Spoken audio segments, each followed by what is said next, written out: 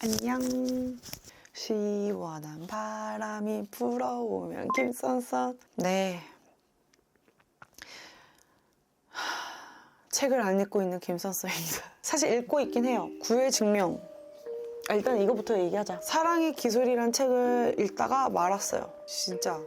안 읽히는 거야. 문장이 너무 어려워. 안 읽혀서 읽다 말았습니다. 근데 언젠간 읽겠지 또. 이상은 고집을 할 수 있는데 시작한 책은 멈추긴 해도 안 보진 않아요. 언젠간 봐요. 그럼 왜 멈춰? 내 지금 지능으로 읽을 수 없으니까. 내 지능으로는 이 문장을 이해 못하니까. 그래서 지금 멈췄고요. 두 번째는 구의 증명을 읽었는데 이거는 사실 제가 좋아하는 방식으로 쓴 글들이에요.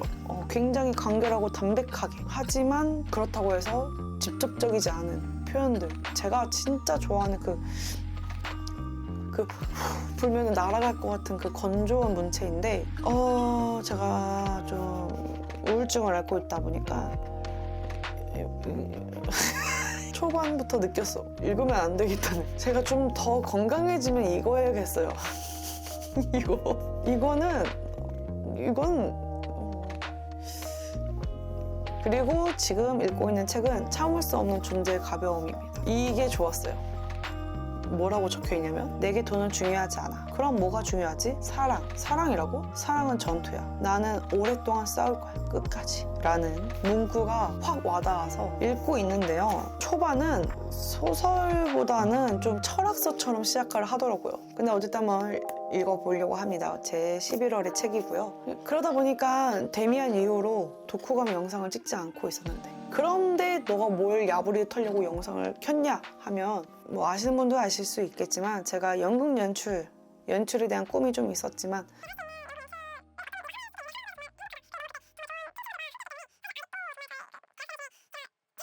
제가 예전에 아르바이트 했고 직장 생활까지도 이어서 했던 그곳에서 만났던 친구들과 지금까지도 연락을 하는데 이 랭보라는 뮤지컬을 소개해준 친구의 언니까지 해서 넷이서 같이 봤거든요. 랭보라는 천재 시인이 실제로 존재하는데 그 랭보라는 천재 시인과 엄청나게 각별한 사이였던 또 다른 천재 시인이 폴 모시기와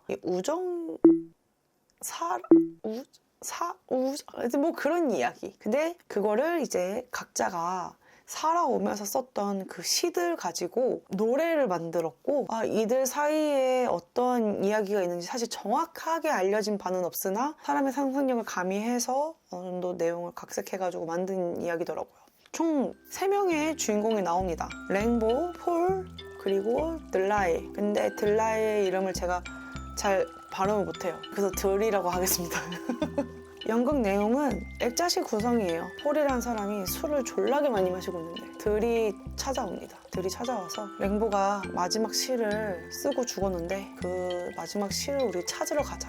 폴이 어딘데? 아프리카 해서 이제 배를 타고 아프리카를 향하면서 폴도 그렇고 들도 그렇고 랭보에 대해서 어떻게 생각하는지 그 둘이 랭보에 대한 기억과 추억은 어떤지를 보여주면서 이제 시간이 거꾸로 흘러가는데요. 처음에는 이제 들이라는 친구가 어린 시절에 자기가 폴과 만나서 쌓았던 우정 이야기를 해줍니다. 딱 봐도 랭보는 혈기 넘치고 열정적인 아이예요. 7살 때부터 글을 써왔고 또 자신의 글이 엄청난 파문을 갖고 올 거다. 나의 천재성은 모든 세상 사람들이 다 알 것이다. 이런 자신감에 이제 엄청나게 차이는 아이였어요. 그렇기 때문에 조금 보통 아이들과는 다른 그때 당시에는 농사 짓고 부모님 직업 물려받아서 사는 것들이 당연했던 시기인데 프랑스 어디 뭐 남부 쪽 시골 쪽에 사는 것 같아요. 정확히는 모르겠어요. 뭐 시골 어디에서 사는 것 같아요. 근데 그런 환경 속에서 랭보의 말들은 너무 터무니없고 허무맹랑한 이야기처럼 들리겠죠. 그래서 좀 괴짜 취급을 받나 봐. 그래서 맨날 혼자 있어.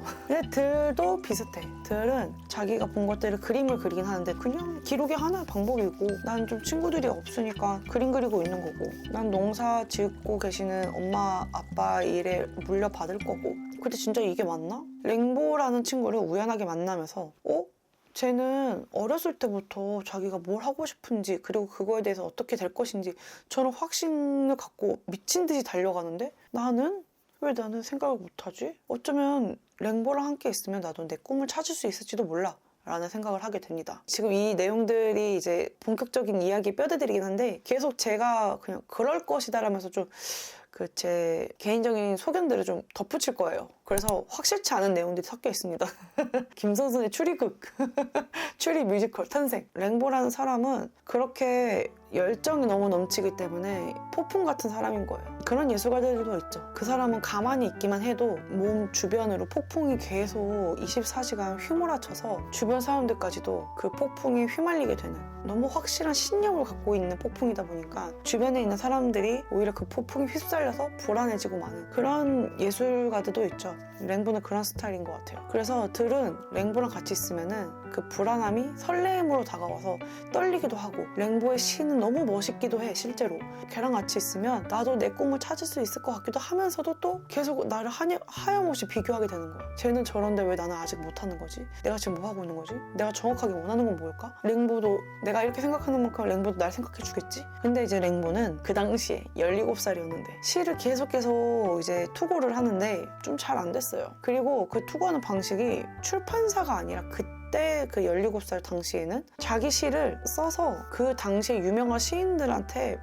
우편으로 발송을 해가지고 답장을 받아야 하는 게 뭔가 좀 그 순서였나 봐요. 바로 출판할 수가 없었나 봐.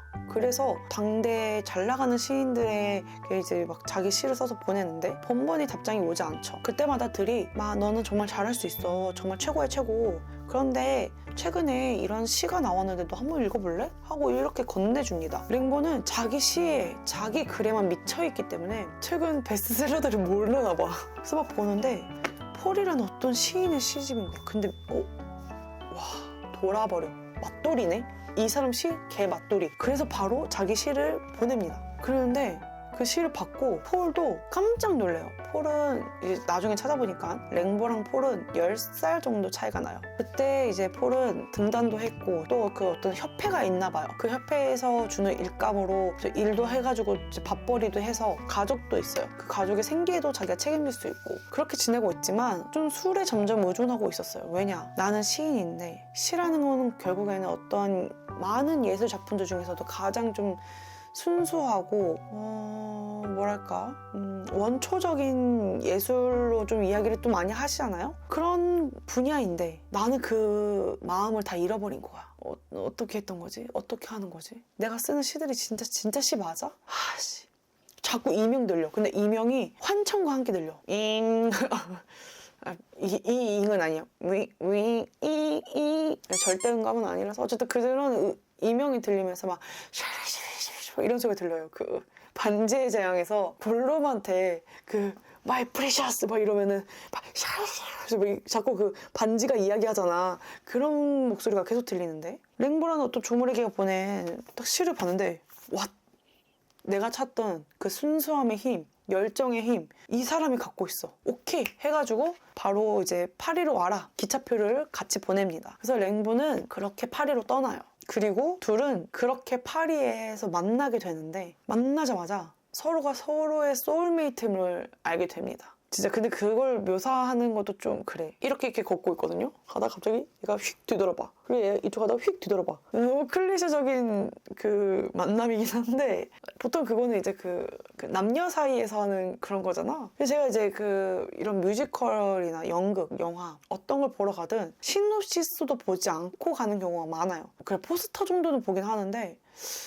뭐 그 외에 잘 안 봐요. 평론가들 평점 같은 건도 가끔 보긴 해. 근데 거의 안 봐요. 그래서 사실 잘 모르는 상태로 갔고 랭보라는 시인의 이야기다. 그 정도까지만 이제 설명을 듣고 간 거였기 때문에 왜 이런 연출이 어라? 막 좀 하긴 했습니다. 폴은 딱 조끼에 딱 넥타이도 딱 이렇게 해서 맨 좀 정갈한 신사의 모습이에요. 모자도 쓰고 다니죠. 그거에 비해 랭보는 그런 격식 일도 없어. 근데 스카프 화려한 건 해.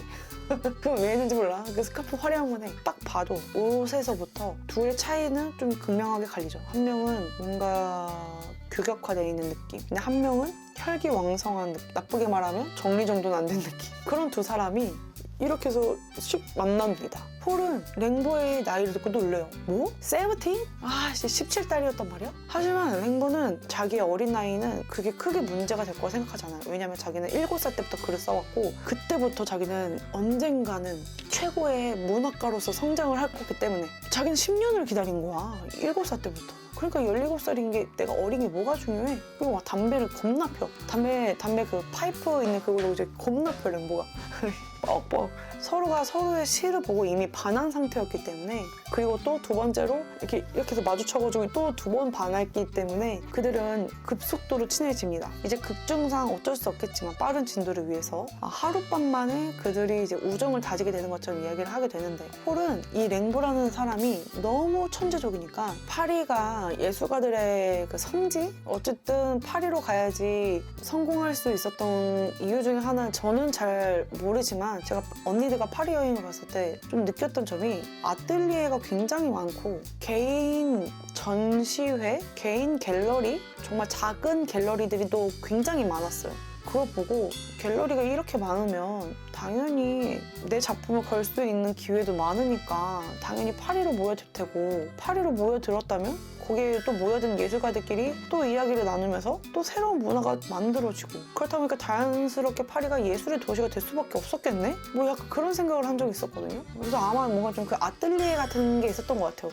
그 스탠딩 코미디처럼 사람들 다 앉아가지고 이렇게 마시고 있는데 앞에 누가 그 무대에 스테이지 나가가지고 네.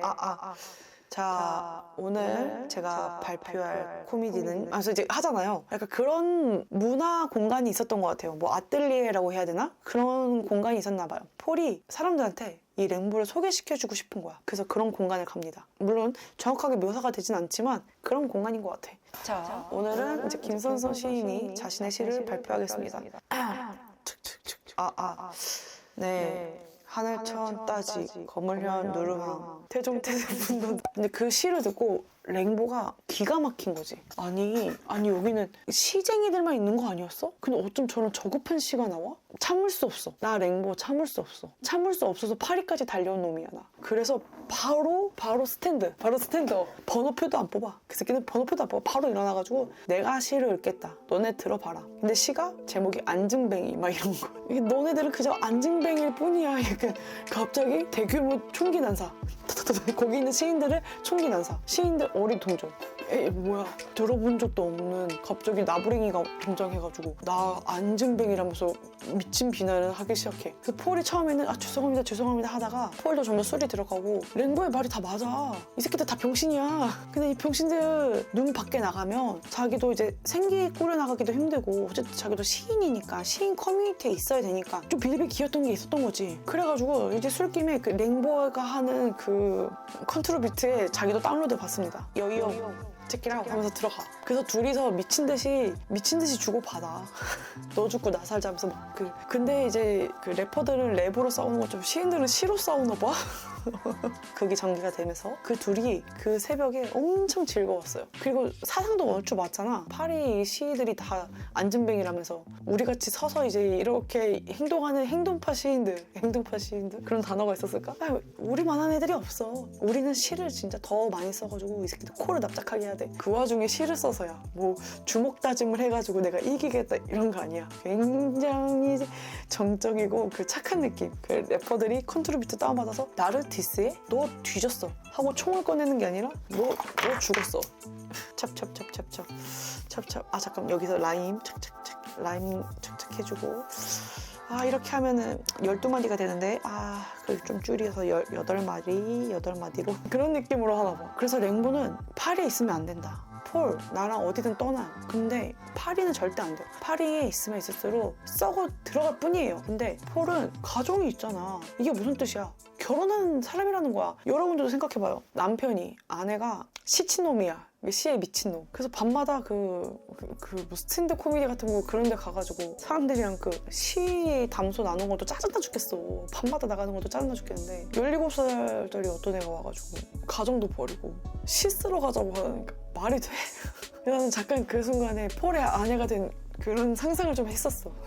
와, 씨, 안에 꼭지가 단단히 돌겠는데? 야, 이거 이혼 안 하고 못 보겠는데? 이게 지금 말이 돼?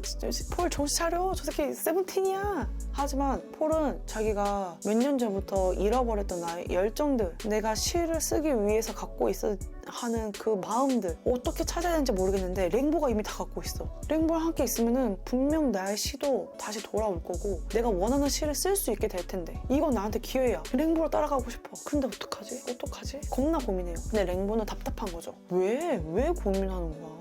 알았다, 같이 가요 했는데 이제 폴은 걔보다 10년 더 살았으니까 좀 생각이 많아야 될 거 아니야. 아무리 새벽이고 술에 아무리 많이 취해 있다 하더라도 당장 짐 챙겨서 갈 수는 없잖아. 하지만 그들은 시친놈들이기 때문에 결국에는 파리를 떠납니다. 뭐 부류에 뭐 그런 데로 갔다고 해요. 그런 데로 가서 이제 시를 쓰기 시작합니다. 중간중간에 이제 현 모습의 폴도 등장을 하는데 굉장히 막 손을 떨어요. 술을 너무 많이 마셔서. 술을 너무 많이 떠고 굉장히 비관적이에요.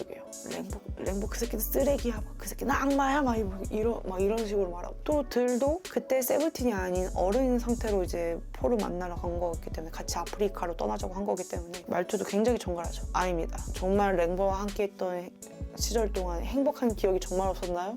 이렇게 아주 신사적으로 이야기하고 딱 옷 입는 것도 딱 그 신사가 입는 코트 딱 입고 이랬나요? 이렇게 얘기를 하면서 그런 것들이 중간중간에 나오는데 이제 들이라는 사람의 좀 그 성장 이야기도 좀 중간에 들어가 있죠. 들은 랭보가 언젠간 돌아오지 않을까. 그리고 랭보와 7살 때부터 친구였기 때문에 그거 있죠. 내가 베스트 프렌드다.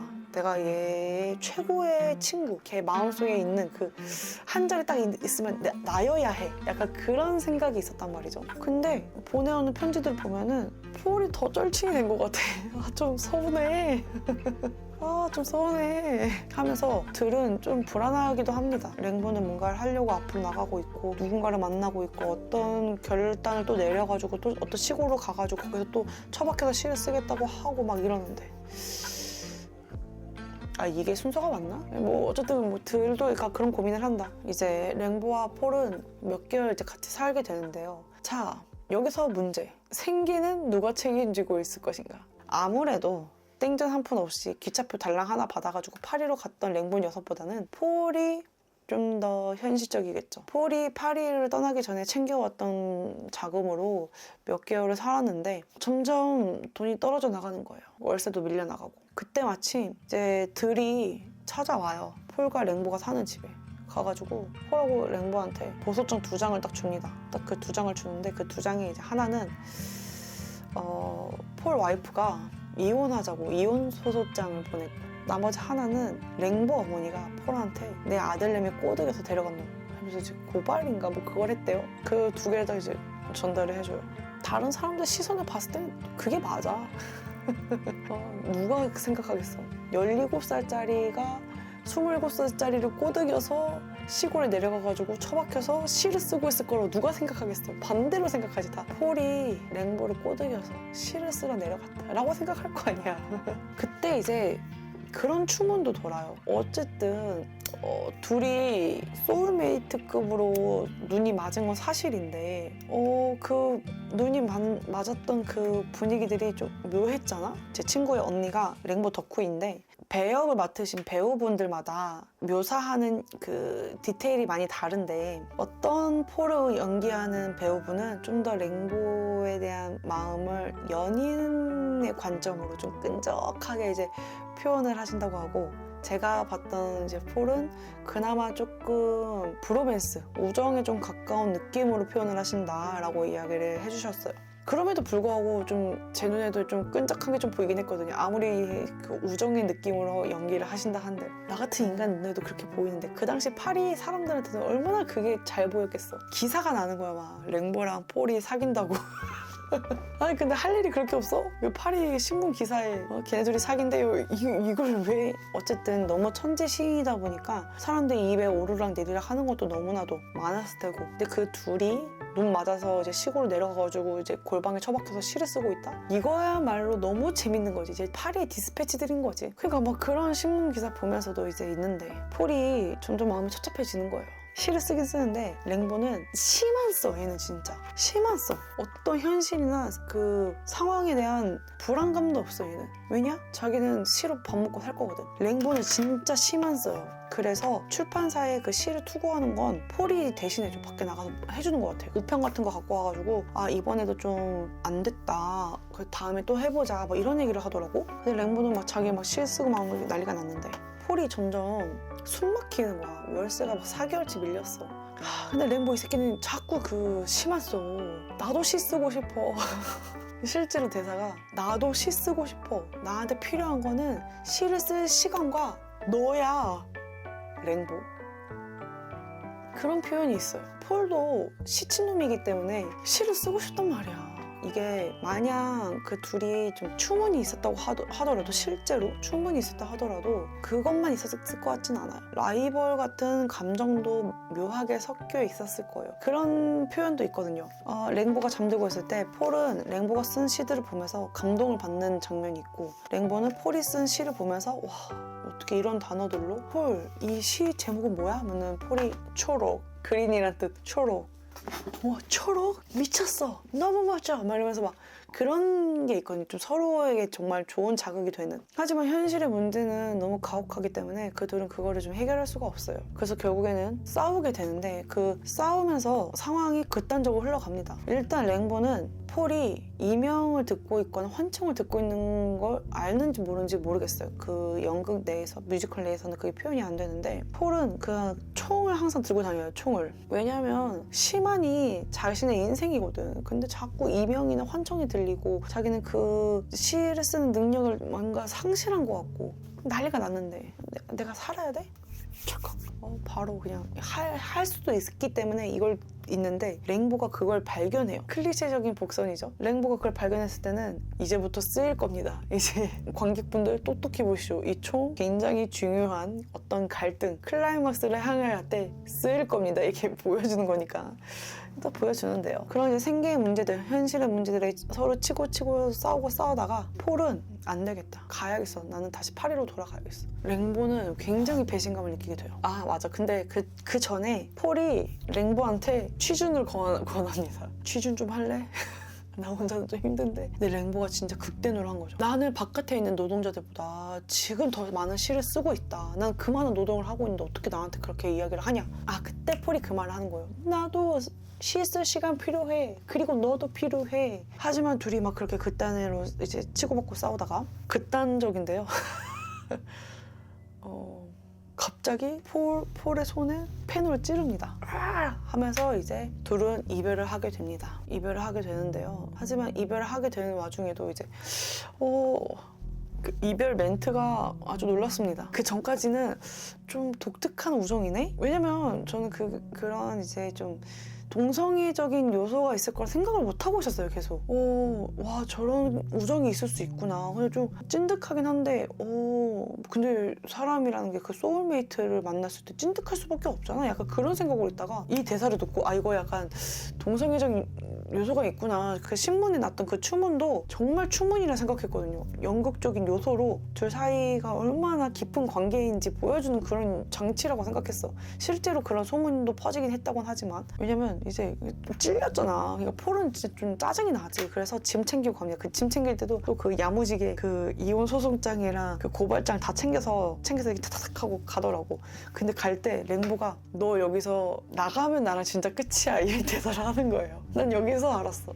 사랑도 있었구나. 근데 그 사랑이 친구 간의 사랑이 아니라 연인 간의 사랑도 있었구나. 그랬구나.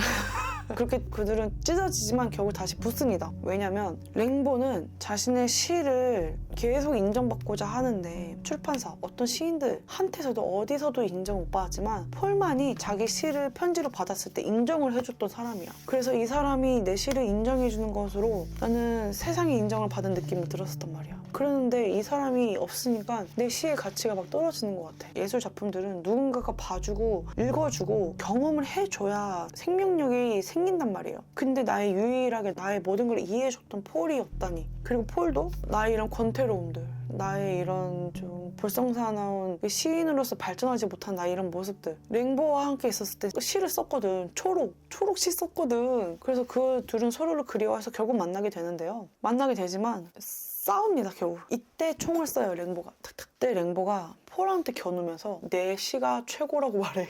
근데 나는 그 장면이 너무 좀 극단적인, 랭보의 정말 극단적인 성향을 보여주는 데는 너무 최고였지만 폴 입장에서는 아니 사람이 목숨 앞에서 시키는 대로 다 믿지. 내가 지금 죽게 생겼는데 막 난리가 납니다. 왜냐면 걔네들이 이렇게 헤어질 때 서로 막 어떻게 비난했냐면 폴은 랭보한테 네 시는 아무도 인정 안 해줘 이러고, 랭보는 폴한테 너는 평생 시 못 쓸 거야.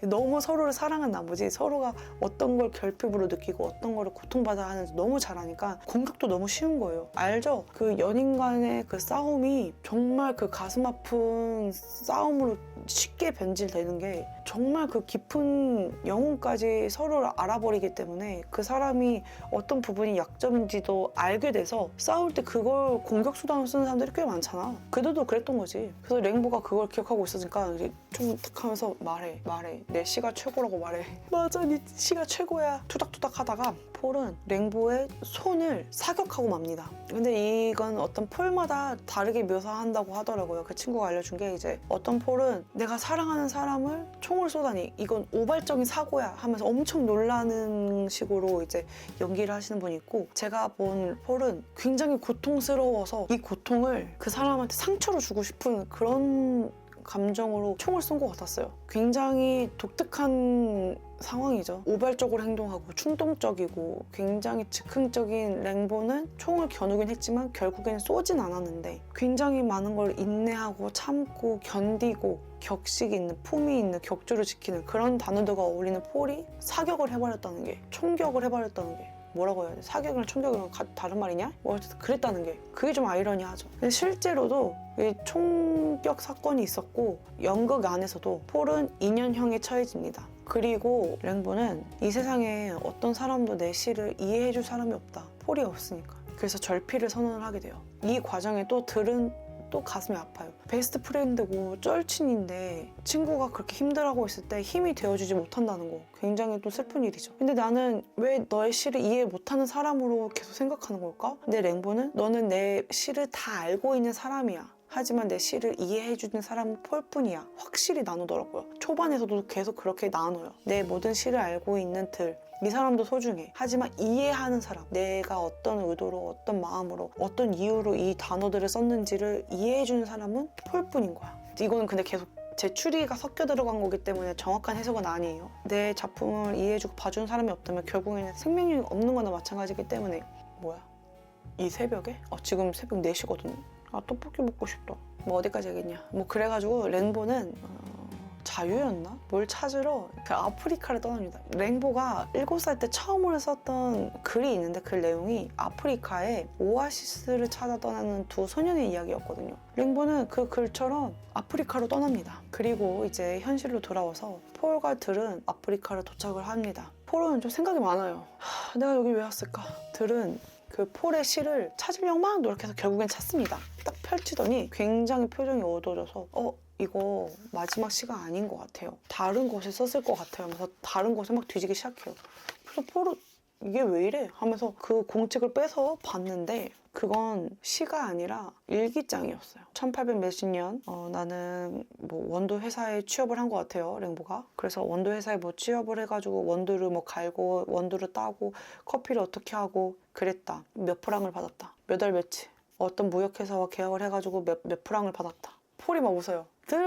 랭보가 취직을 했대 막 이러면서. 근데 딱 보면서 딱 한 말이 이거야말로 정말 순수한 시다. 폴이 그토록 찾던 시라고 말을 하는 거죠. 근데 들은 그럴 리 없다고 부정을 해요. 제가 봤을 때 들은 랭보를 통해서 자신의 꿈을 찾고자 하는 열망도 있었고, 그리고 또 랭보의 그 천재성이 계속 천재적이었으면 좋겠다는 욕심도 좀 있었던 것 같기도 해요. 그의 마지막 시가 내가 찾지 못했던 어떤 꿈, 방향, 열정, 그런 것들을 그 시는 알려줄 것 같아. 랭보니까. 랭보는 늘 나보다 한 발자국 앞서 나갔으니까. 그 마지막 시, 그 시를 내가 봐야지만이 나도 내 삶에 대한 좀 어떤 지침이 될 것 같아. 그런 생각으로 아프리카를 갔던 것 같아요. 근데 그게 월급이 적혀있고 하루 일과에 대해서 무미건조하게 적은 일기장이라니. 근데 폴은 여기서 또 엄청 감탄을 하죠. 여기서마저도 들은 랭보의 시를 정말 다 알고 있는 사람인 거고, 폴은 랭보의 시를 이해해주는 사람이었던 거죠. 그러면서 이제 들이 이야기를 해요. 랭보의 삶의 말미가 어땠는지를 이제 이야기를 해주는데, 사실 뭐 랭보는 어떻게 살았냐면 관절염에 걸려서 그 치료가 안 돼가지고 죽었다 하는데, 그때 당시에는 관절염에 걸리면 죽는 거였대요. 그렇게 좀 치명적인 거였다고 하더라고요. 랭보는 폴의 시집도 읽었다고 해요.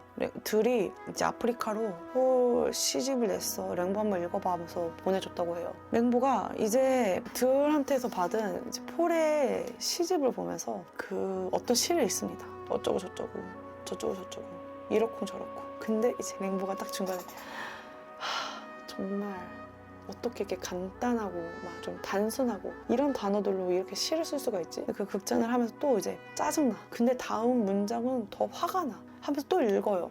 그리고 이제 마지막으로 딱 이야기를 하는 게 이제 제목 초록 이렇게 이야기를 하는데, 짜증난다, 화난다라고 표현했지만 정확하게는 부럽다 혹은 동경한다. 그쯤 됐을 때는 이제는 질투라는 감정까지는 있을 것 같진 않아요. 질투라는 감정은 부럽고 동경하는 마음보다는 가벼워서 쉽게 불타버리는 대신에 쉽게 소진돼가지고 사라져버리거든요. 그렇다 보니까 아마 좀 부러움, 동경, 그래도 그런 말도 하거든요. 폴, 이 세상 사람들은 다 너를 인정하는데 너만 너의 시를 인정 못하네. 이런 뭐 비슷한 대사도 있어요. 랭보가 갖고 있던 어떤 부러움 중에 하나겠죠. 내 시는 폴만 이해해 줬었는데 폴은 모든 사람들이 이해해 준다. 그런 점도. 그러면서 이제 폴이 이제 들에게 뭐 그렇게 얘기합니다. 나도 랭보와 있었을 때 행복한 일이 있었어 하면서요.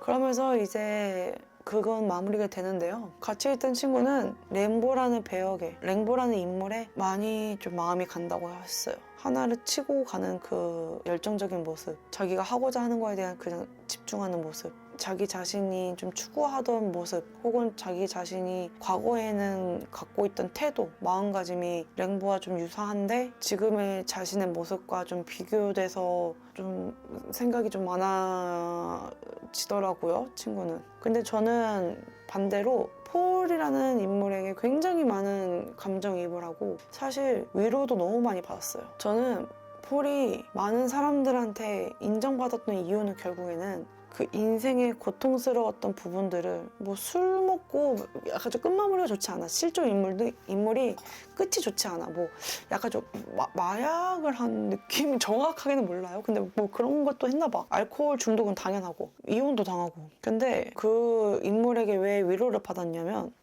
안경 좀 써야겠다. 눈이 좀. 인생에 어떤 사람이든 굴곡이 있겠지만 예술을 하는 사람은 굴곡이 좀 더 유독 많은 것 같아요.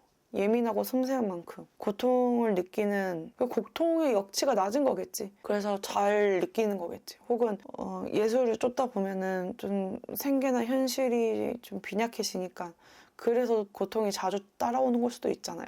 결혼해서 시집도 발간할 정도의 인정받는 시인임에도 불구하고 또 시가 쓰여지지 않아서 계속 고통받는 모습. 근데 그 모습이 저는 그가 시에 대한 애정과 사랑을 보여주는 엄청난 노력들의 흔적이라고 보였거든요. 근데 그 와중에 또 랭보라는 어떤 치기 어린 소년을 만나는데 그 소년을 따라가는 그런 용기, 그 소년과 지냈을 때 생계를 또 챙겨지려고 하면서 또 시도 쓰려고 하는 그 모습, 그리고 총을 쏴서 감옥에 갔다 오는데 갔다 오고 나서도 시를 썼거나 자기가 썼던 시들을 모아서 이제 출판을 해가지고 그 시가 랭보한테 간 거였단 말이에요. 그래서 이 사람은 그런 고난과 역경들이 있음에도 불구하고 결국엔 시네? 결국에는 그걸 놓지 않으려고 노력했네. 인정을 받았는지 안 받았는지는 중요하지 않지만 이 사람은 결국에는 끝까지 하는 사람이었을 수도 있겠다.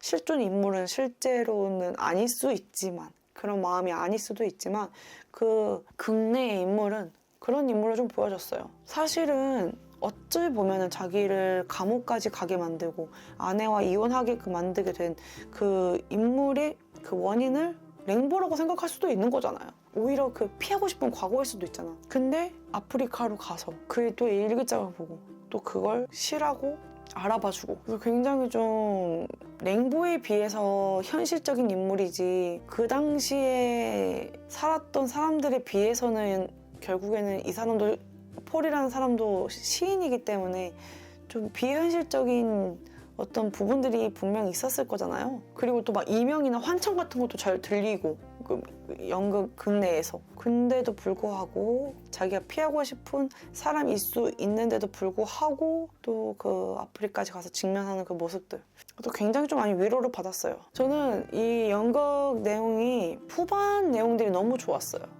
특히 좋았던 이유는 암전을 통해서 1부, 2부, 3부, 4부로 나눈다면 4부 정도로 나뉘는 것 같거든요. 제가 그 암전 개수를 센 건 아니지만. 이게 뮤지컬이니까 노래로 감정 전달을 한단 말이에요. 근데 그 노래 가사가 사실 저는 잘 안 들려요. 그냥 원래도 잘 안 들려요.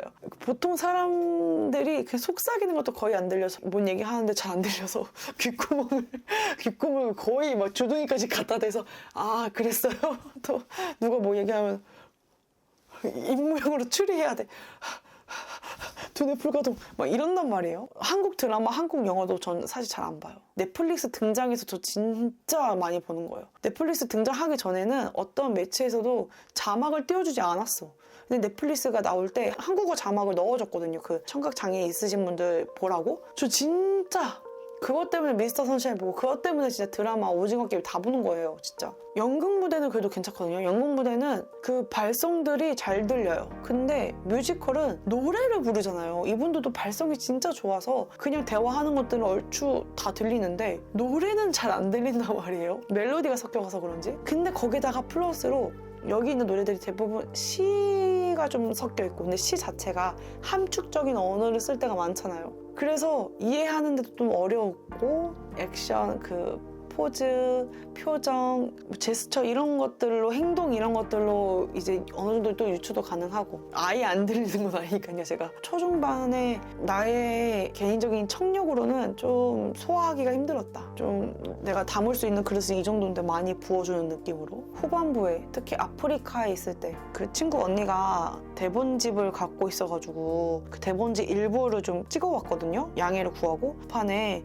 아프리카에서 이제 막 이야기를 하는데 진짜 울컥하는 그런 대사들을 하는 거예요. 진짜 지금도 울컥하는데, 랭보가 폴한테 그 미친 듯이 비난했던 그 장면에서 너는 막 시 못 쓸 거야 막 이럴 때, 너는 걷지 않는다. 그 파리에 있는 안진뱅이들처럼 걷지 않는 시인이다. 앞으로 나아가지 않아. 막 이런 식으로 진짜 극랄하게, 악랄하게 비난하는 장면이 있는데, 폴의 시집을 다 읽고 나서 폴, 당신도 멈추지 않고 계속 걷고 있었네? 딱 이 말 한마디 하는데 진짜 여기가 진짜 욱 하는 거예요. 그래서 뭐 그런 것도 있었고. 연극 자체는 좀 어렵지 않다고 봅니다. 그리고 이번 시즌은 예매가 다 끝나가지고 어차피 여러분들 보기가 좀 힘드실 거고, 친구 언니의 말로는 시즌별로 또 공연을 한다고 하니까 아마 2년 뒤에 또 공연을 하지 않을까. 저는 박정원 배우님 걸 봤고요. 사실 그분 것만 봤기 때문에 다른 배역분들이 어떤 식으로 연기를 하는지 비교를 할 수 없는데 굉장히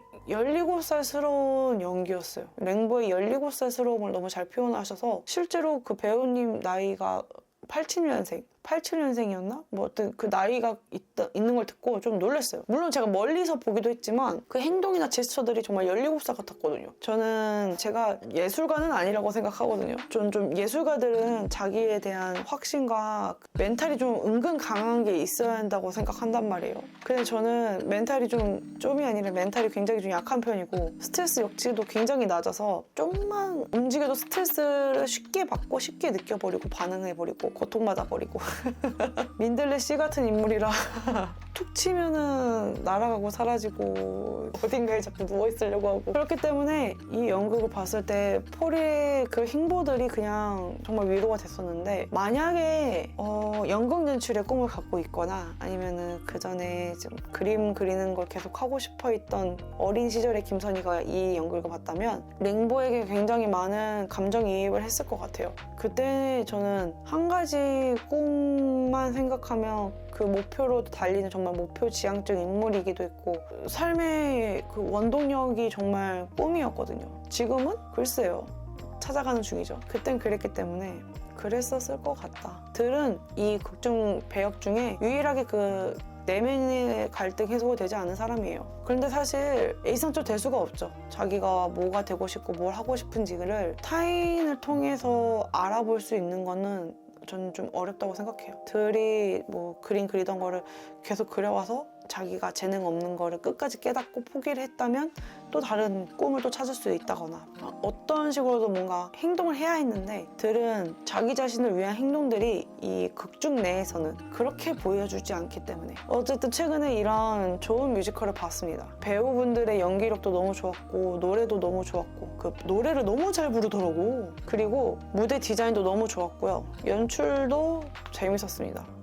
특히 가장 재밌었던 연출은 그 연극 뒤편에 대형 스크린이 있어요. 저는 그게 빔 프로젝트냐 스크린이냐 하면서 의심했는데 스크린이라고 하더라고요. 그 스크린에 그 배역들의 감정선에 맞춘 색깔들을 띄워줘요. 정말 그 격정적이었을 때 둘이서 그 총질할 때는 빨강색으로 가득 차는데 그 외에 배우들의 감정선에는 다 그라데이션인 거예요. 저는 그 표현이 좋았어요. 사람의 감정이 슬프지만 그 슬프다는 것만 있진 않잖아요, 사실은. 슬프지만 그 슬프다는 감정을 가장 크게 느껴서 그걸 대표적으로 표현할 뿐이지 그걸 좀 더 디테일하게 따져보면은 가슴이 미어지는 감정도 있으면서 서운한 감정도 있을 수 있고 하면서 굉장히 복합적이잖아요, 그 감정들이. 그래서 그 뒤에서 표현되는 그 그라데이션 색상들도 너무 좋고요. 또 그것뿐만이 아니라 들과 랭보의 어린 시절에는 잘 기억은 안 나지만 스크린에 있는 색상이 약간 아침 햇살 색이거든요.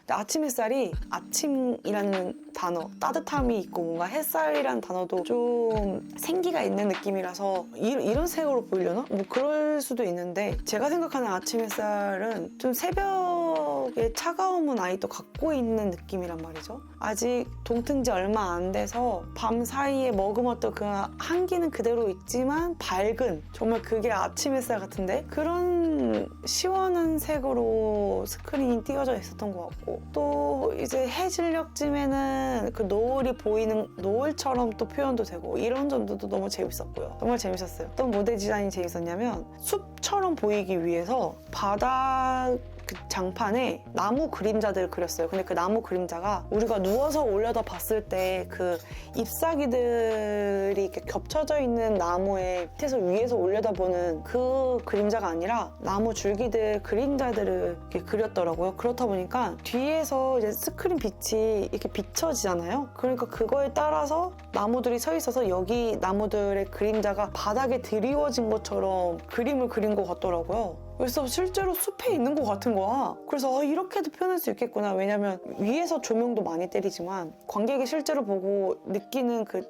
직접적인 조명은 무대 뒤에 있는 대형 스크린에서 나오는 색깔들이니까 아 신기하다. 이게 진짜 좀 재밌었습니다. 이 세상에 정말 똑똑하고 천재적인 사람들이 많은 것 같아. 또 이런 식으로 어떤 문화